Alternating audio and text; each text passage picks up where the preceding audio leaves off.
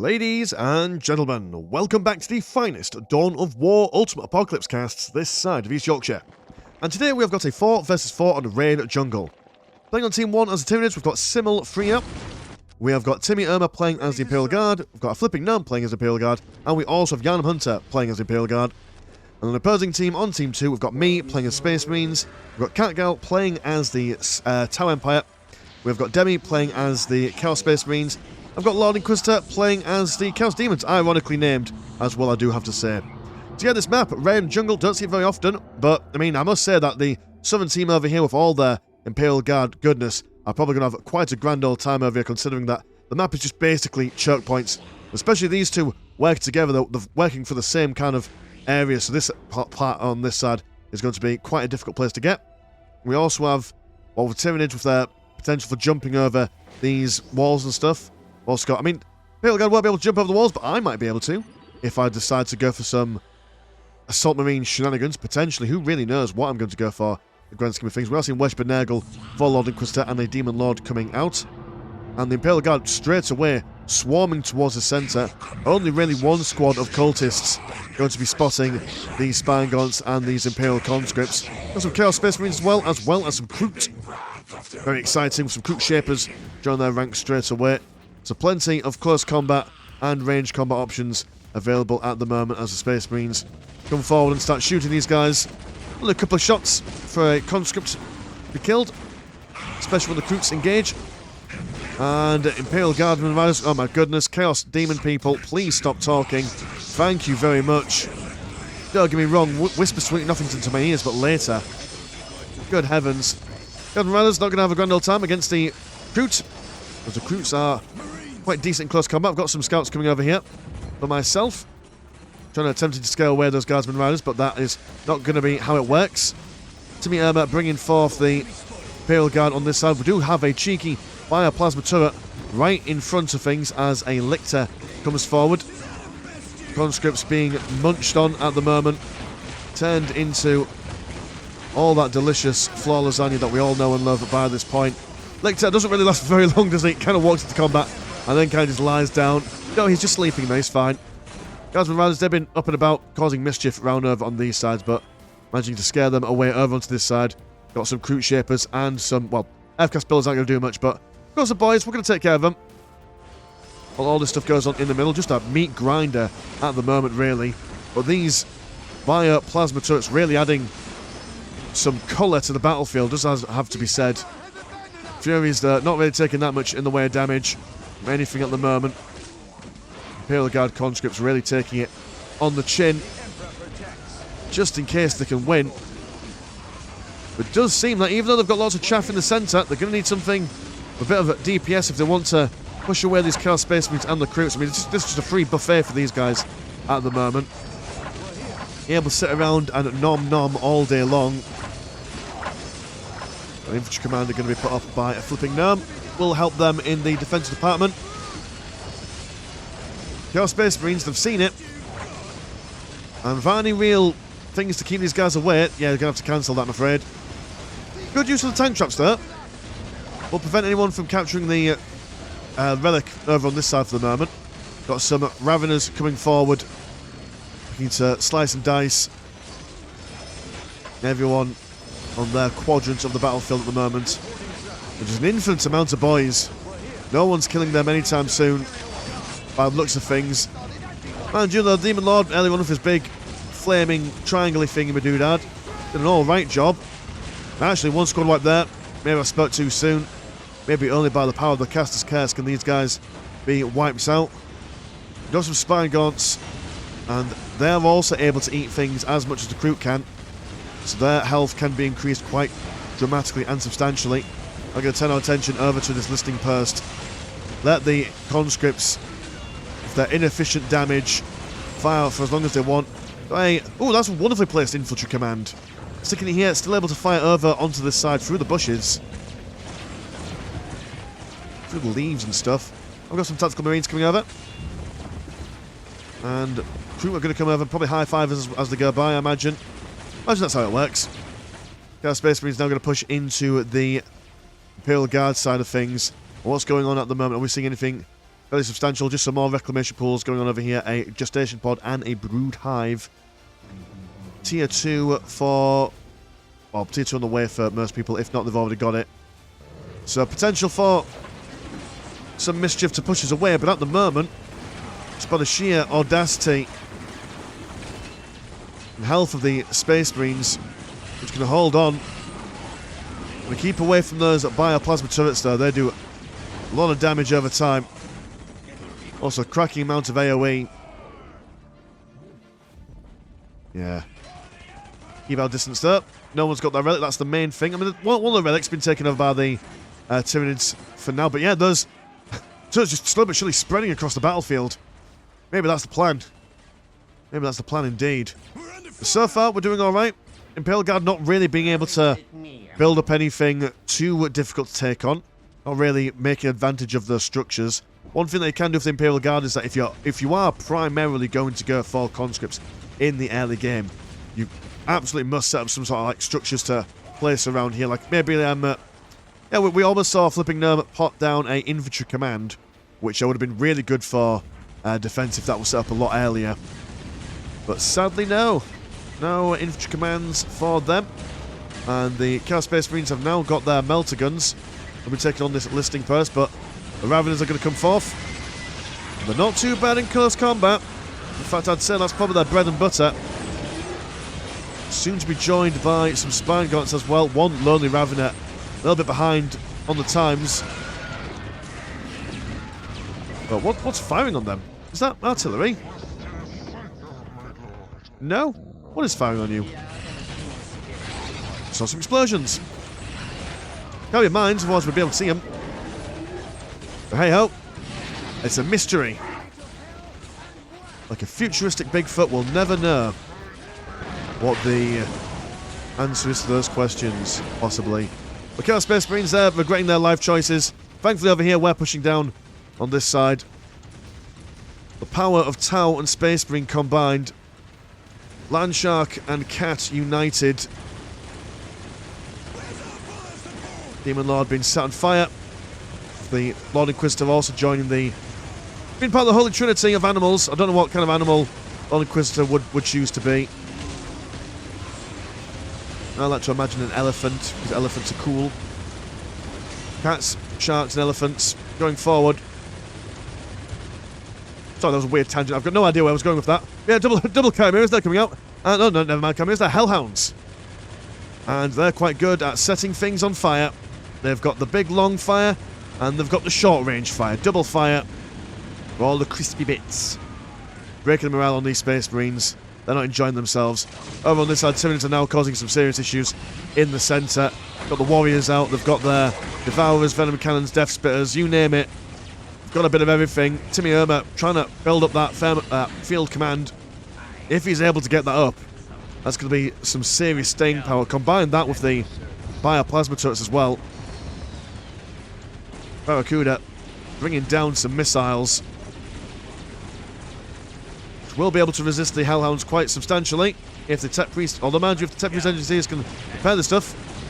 But no, they've decided, no, you know what, that's fine. That'll do. We only need one. I'm now trying to attempt to build up some metal guns myself. But it does seem that the Southern team have got quite a firm understanding, quite a firm hold now with this field command over on this side. So it'll be a significant problem for us to be able to break through. Got the pink horrors. The native tribesmen jumping in. They've been zapped to high heavens by all manner of Primaris Psychers.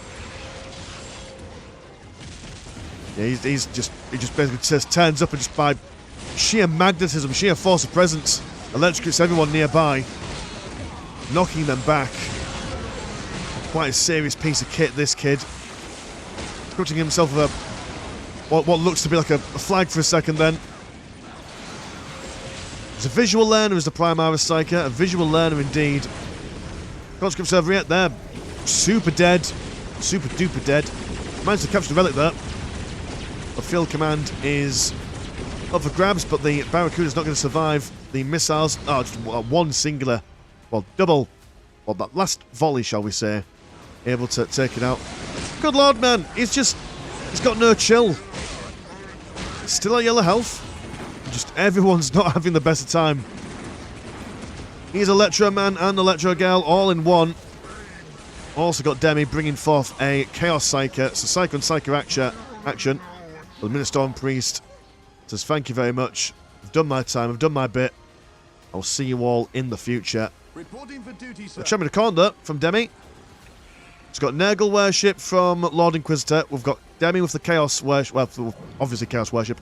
With the Corn Worship. No Chaos God Worship for me, though. I'm a good Imperial citizen. Bringing forth those Landspeed Tempests. Right. Just bear in mind this dude right here, right? You think, oh, what, Miss Landshot, you left this dude here, you forgot to move him. No, he's just stuck. On what, you ask? Considering that he is about 15, 20 feet above the fucking mountain. No, he's stuck. So I can't move him. I can't delete him now because my delete button's broken in this game. So I've just now got a very expensive turret sat right here. So that's cool. Plenty of horses there from Timmy Irma. Got a second field command from a flipping gnome. So this is just... The Imperial Guard live here now. No one's moving these guys. Unless, of course, we could bring some serious firepower to the forefront. Got some heavy weapon suppression teams as well as some Sentinel Scout Walkers. Got Yarn Hunter being a little bit more reserved with his field command, although he has got space here. And he's also on the vulnerable side, considering that we could just basically fold over on him at any given time. And the Storm Priest seeing my Space Marines. I think, ooh, no, I've only got 2 squads, leave me alone. I'm not that organised. I'm not that good at the game. I'm just waiting for all these guys to come along. And there we go. A flanking manoeuvre. That's how we play it. If you can't beat him in the middle, beat him in the sides. So we're going to take him on as quickly as humanly possible. Making sure that these Sentinel Scout Walkers don't do as much damage as they can to my flying dudes. Could have been 4. Could have been 4, but oh no, we've got this dude over here just chilling, minding his own business. So while this is going on, everyone's jumping inside the field command. Time to go for that tier 3 or tier 2. Tier 2/3, if you want to be really specific. And all your plasma generators are belong to us, young man. We're going to try and go for some Chimera assault tanks. That might help him. That might help him indeed, but the moment we kill some stuff, we then start to decide to go somewhere else, but it's all the plasma generators. Not much else for us really to go for. What are you over here? You are a Kroot Alpha Narlock Rider. Just when you thought that Narlock couldn't get any scarier, just add a native on top with a giant crossbow firer. Crossbow firer? No. Crossbow. A crossbow firer would be a weapon that would fire crossbows, which would defeat the objective of making the crossbows in the first place. I do apologise, today's commentary has been really weird. My brain is... Clearly it's the Christmas season. And it's that weird point in between New Year's and Christmas Day where there's nothing really going on. So my mind's kind of elsewhere. Got lots of firepower coming in, especially from these, I mean, Dark Demon Fang obelisks. And now that Rider just laying waste to all in his path. He has got demon armour. So he's resistant to these certain placements. Got a significant amount of heavy weapon teams pouring in, bullets upon bullets, into him. No morale on this kid.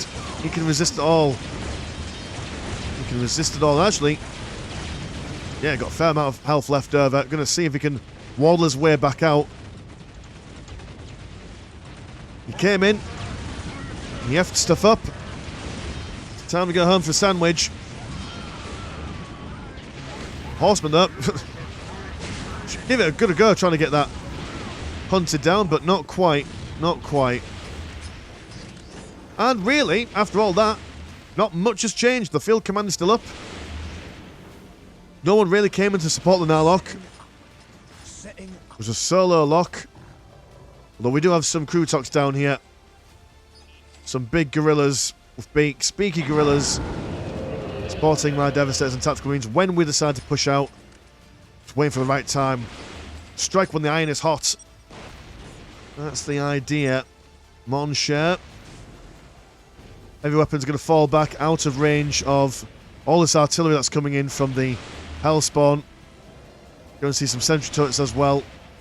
essentially this area here will be impenetrable by the Imperial Guard and the Tyranids. What are the Tyranids up to? I haven't seen you for a while. Looking for lots of upgrades and stuff. The Brood Hive is gesticulating a terrifying manner. More Brood Hives as well, but no. Zone for balls at the moment. You'd expect to see there's a couple of them at the moment. It would certainly help them with their defenses, but it seems that they're going to go primarily for the Vectori Broodlord and their warriors. Interessant. If you we'll do an economy check while we're knocking around, shall we? So it's 129 and 95, 245 and 252, 308 and 287, and 156 and 220. Versus 201 and 234, 168 and 159, 206 and 215, and 156 and 440. 146. So even though I damaged all his blooming plasma generators, he's got more than me. Although I suppose earlier on we probably missed it, but he came in and blasted some of my stuff, and that is why I've got some of these turrets down here now. Does that make sense? That makes sense indeed. The siege continues. Oh, he went for some biovores. There we go. Fantastic artillery pieces from the Tyranids. Do a lot of damage towards any kind of things that they want. Can also give themselves additional types of spores should they wish. He's gone for one bioacid spore mine and one toxin spore mine. Guess we're transport moving forward as the Chaos Icon Bearer also does the same. Rubik Marines, no less. We've gone for Corn Worship and Zinch stuff. We're pushing forward as well. Monkeys leading the way as Devastators provide a backdrop of firepower. A concerted assault. And to be honest, although we've been building up our force for quite some time, laying down that artillery does not seem like the Imperial Guard or the Tyranids have really built up that much in their defense neither. So, gonna do something quick. Gonna get all the big guns soon. Got heavy weapons teams over here. But they won't do much good over there. In all fairness, they probably won't do that much good. The front lines neither. The Storm Priest been double-fisted by double Crutox. That's quadruple fists. In case you're not very good at maths. Come here, assault tank. Charging in. Are you filled with some lads though? That's the question. Also got the Marauder Bomber. Come here, dropping some mines, but can ignore them for a bit. Marauder Bomber, not sure what you're planning to do. We take it down there. The Rubik Marines, a lot silenter than their unification compatriots, but that's how we like them. Nice, silent Rubik Marines. Death comes. Death comes for all.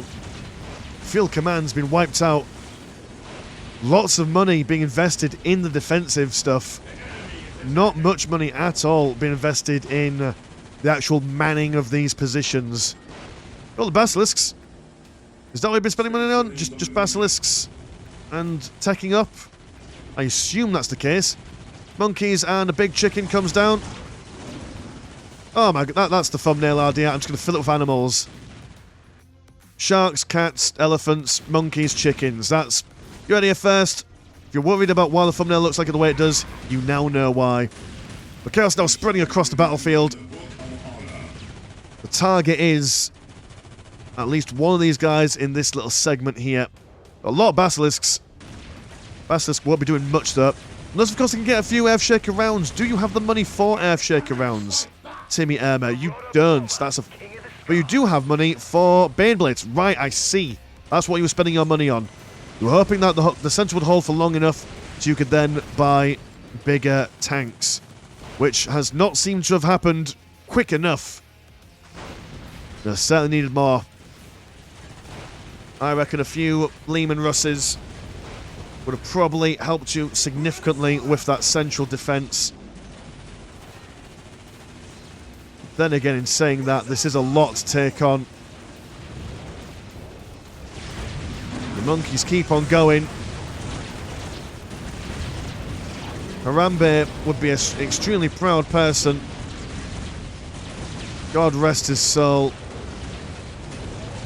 Sweet Prince taken too soon, but revenge will be had by his future siblings. Plasma generator has been taken down one at a time. Do have a push of Tyranids coming up. Biovars and a couple of counter effects. Nothing to turn your nose at, but I mean, compared to all the stuff that's knocking around, especially with like some support just round the corner from as well. A million Rubik Marines now moving down over onto this side. A fair few things for defensive reasons. Stormblade to fire in. Look at that, just the sheer amount of coverage that giant plasma cannon covers up. Significant amount of damage.